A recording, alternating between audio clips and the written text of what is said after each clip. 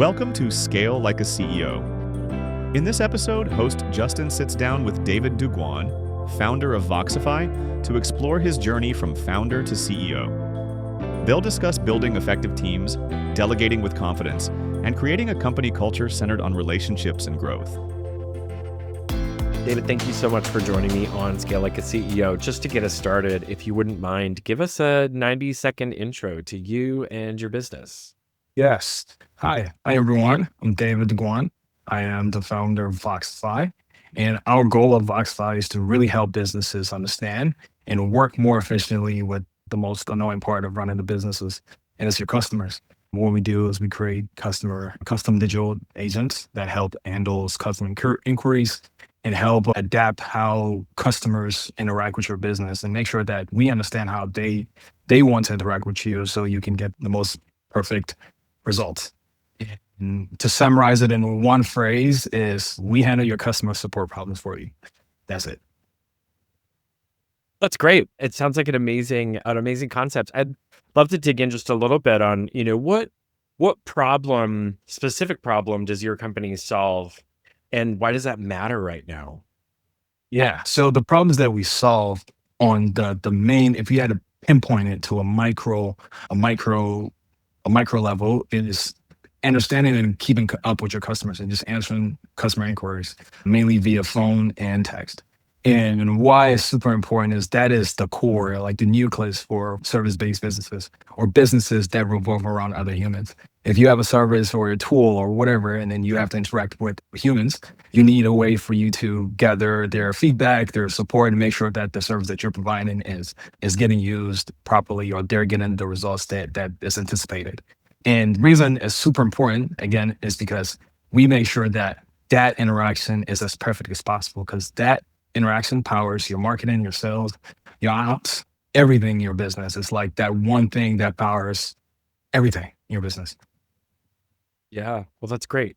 So, as you've been growing the business, I'm curious, what's one of the biggest shifts that you've had to make personally, moving from founder to really growing a team and being the CEO of a company? Understand and rearrange the living room. This is an analogy. Rearrange the living room furniture in my team's mind to understand where I'm coming from. That's the main thing that I've had to learn. I have to adapt, because it's super easy to go tunnel vision about problems, how I would resolve them. And the main shift is to really just rearrange the furniture and whoever I'm speaking to, whoever my team members, so they understand deep down what I'm trying to do, not just solve a task, and understand the ethos and the reason behind it so they can more efficiently do it without even needing my help asking questions. What I would say. Yeah. Yeah, I don't know that I've ever heard this metaphor before of rearranging the living room furniture. I'm curious.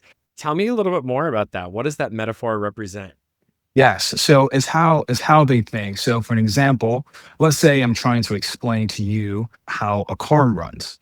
And for you understand it in a way where, let's say that you grew up in Ghana or Africa, and you understand that majority for a car run, you need to go to the gas station, put fuel in it, so on and so forth, versus someone that was raised in, I don't know, Dubai or somewhere that's a lot more eloquent.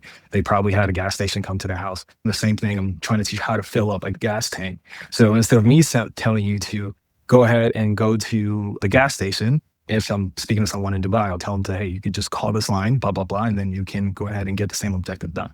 It's finding a way to explain the objective in a way that is a lot more understandable and a lot more relatable to my team. That's what the idea of rearranging the furniture. I know it's a little obscure.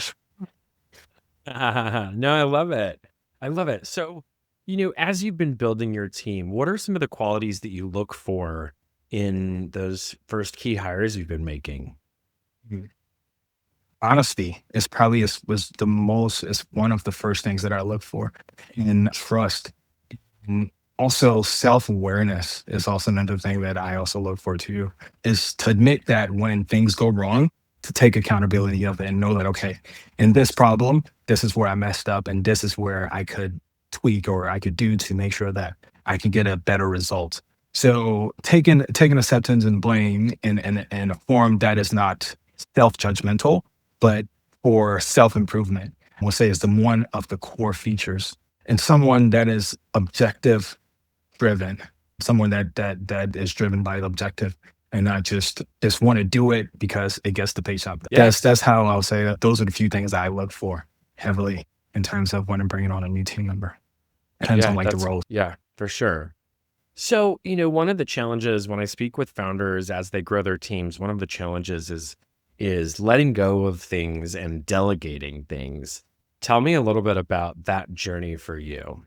Man, that it took a while for me to accept something that I personally need to work on. Because majority of the time, my previous roles, I was C-suite member, but I wasn't like the CEO or company. And it's so different because there's so many different tasks where innately you delegate because you don't want to do it. The hard part is delegating tasks that you want to do. And that's the hard part that I had to switch and had to figure out. Because at the level as a founder or CEO, majority of the decision that's made is made off of logic and a good amount of emotion too. It's definitely not to ignore them, but majority of it is based off of logic versus emotion. So making sure that that is properly explained and makes the initiatives or whatever that we're working on is properly delegated is more important. Yeah, well, and you mentioned that decision making and the logic that's required. Let's dig into that a little bit. Tell me about a time when you've been overwhelmed with decision making and how did you break through that? That's a great question. Time where I got overwhelmed by decision making was right in the process of launching our company and transitioning from binary to into Voxify. It's a lot of things that needs to get done on in technical specs, how the tool acts, the interaction, how our customers interact, the experience that they get, marketing materials, and so on and so forth. There's so many different decisions that had to be made. And as a perfectionist at heart, that is not necessarily the most efficient way to run and operate a business. And what we did in terms of like how I helped break through that was I picture this as an algorithm. These decisions are made based off of things that I consider, things that I think about, what are the pros and cons of it. So how I was able to break out through that is identifying what that algorithm, what that logic is to based off of decisions that I make. Noting that down, documenting it, and basically creating like a little cheat sheet for all of those and handing it out to either my assistants or my other team members that support all of these different specific initiatives for them to make that decision. And it's just like, I don't know, like I don't want to compare it to humans LLMs, but based off of LLMs, it's a similar thought process. Is this, and that. This is how I make my decision in this case. So if you see a scenario that's similar like this, you should apply it and then let me know what the result is. And whatever the result is, and then we tweak it and we fine tune it to make sure that it's adaptable for other scenario. Yeah. And I really like that as kind of helping your people, kind of give them that cheat sheet and the logic to be able to approach those decisions. And I think that will definitely accelerate learning across the organization, which is great. And it sounds like you've been through some different transitions with the organization. And so I'd love to dig in a little bit on, as you've gone through some of those transitions, what have been, some of the toughest parts, or how have you effectively maintained alignment and culture for the organization?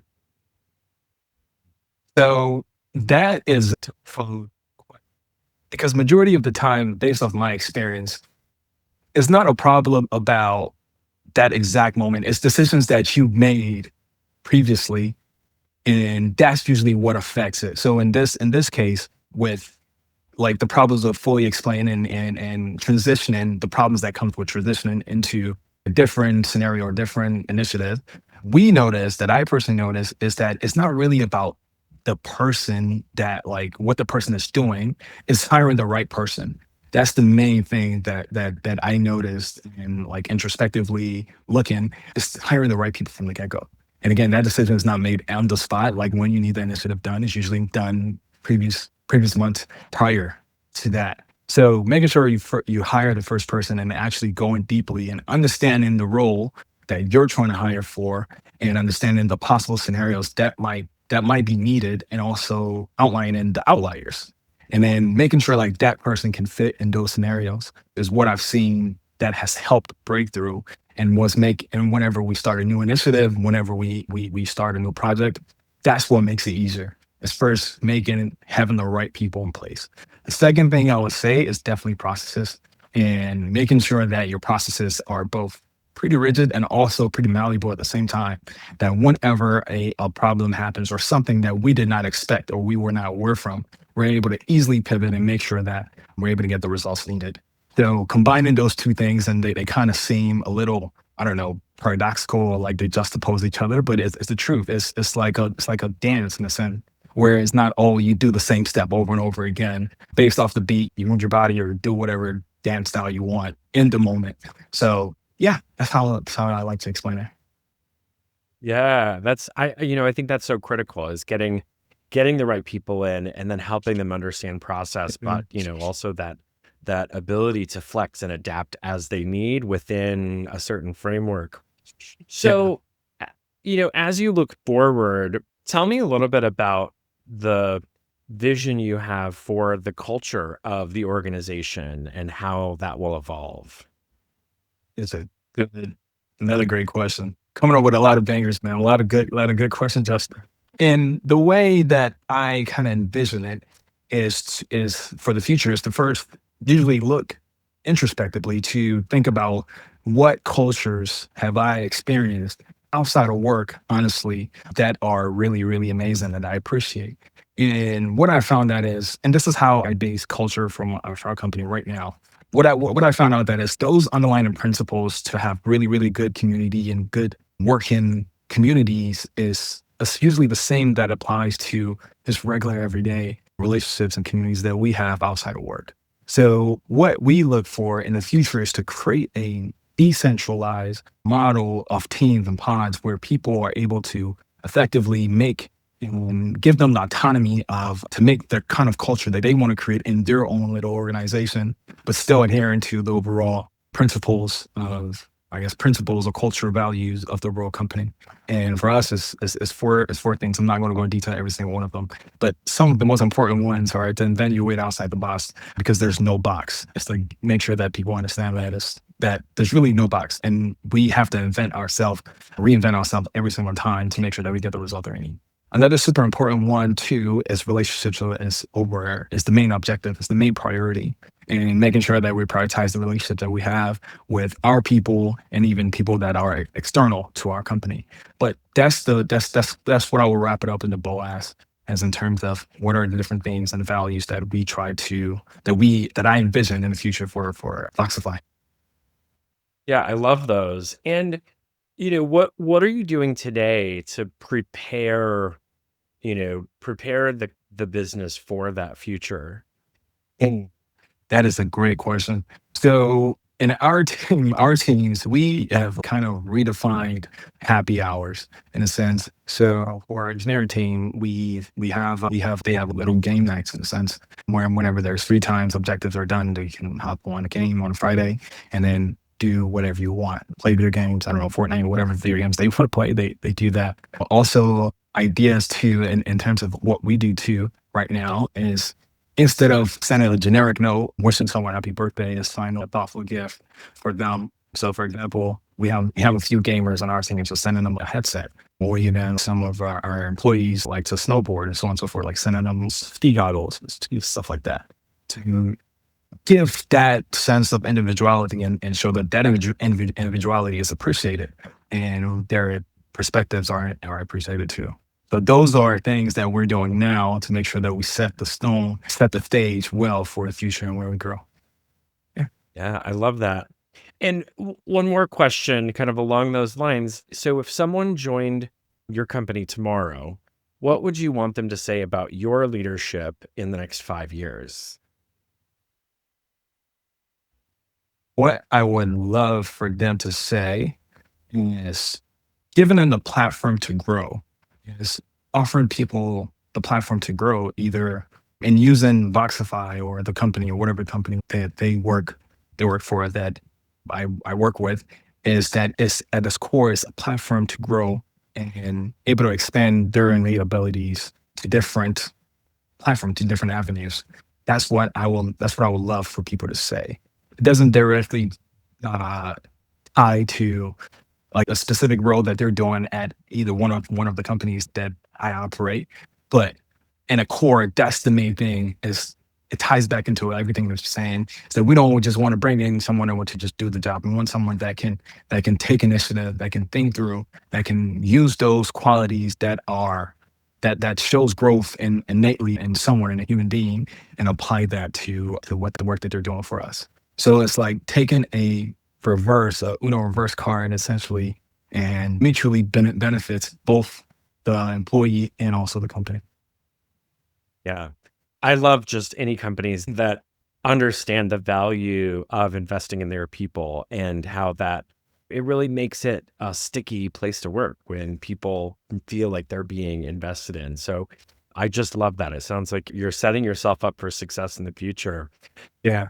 David, Mhm. I've really enjoyed the conversation today. If folks want to get in touch with you, what's the best way to do so? My LinkedIn is the best way to get in contact with me. Is David, David, and then Duguan.